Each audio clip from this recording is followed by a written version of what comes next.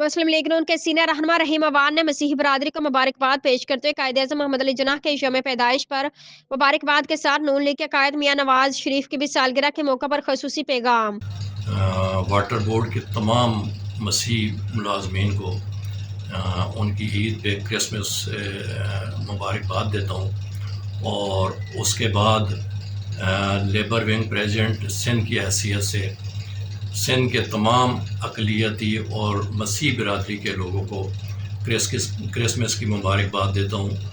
और 25 दिसंबर का दिन जैसे कि हज़रत ईसा अलैहिस्सलाम की पैदाइश का दिन, और उसके बाद हमारे बानी पाकिस्तान कायद आज़म मोहम्मद अली जिन्नाह की पैदाइश का दिन, और फिर उसके साथ हमारे कैद जनाब मियां मोहम्मद नवाज शरीफ साहब की पैदाइश का दिन है।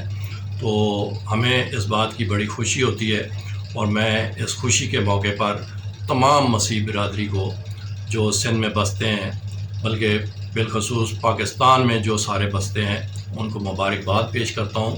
और उसके साथ साथ एडवांस तमाम मैं आपको क्रिसमस के मौके पर मसीह बरादरी को तहे दिल से मुबारकबाद पेश करती हूँ।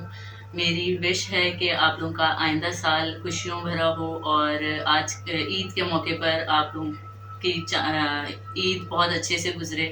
और मैं अपनी और अपनी फैमिली की तरफ से आप लोग को ईद विशेस देती हूँ। और मेरी ख्वाहिश है कि हर इंसान को उसका हक मिलना चाहिए। May God bless you.